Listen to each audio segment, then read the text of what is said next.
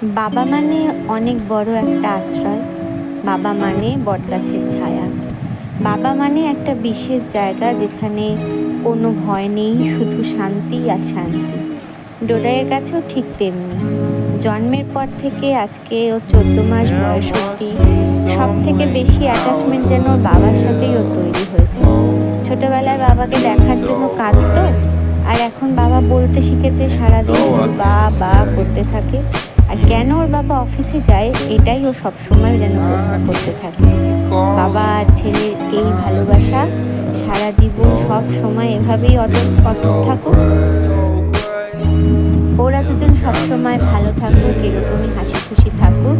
আর ডোডাইও তার বাবার কাছে তার সমস্ত আনন্দ, শখ, আহ্লাদ, হাসি খুশি সব খুঁজে নিক। ডোডাইয়ের বাবা দিবসে ডোডাই হয়তো এইটাই ওর বাবাকে বলতে চায়।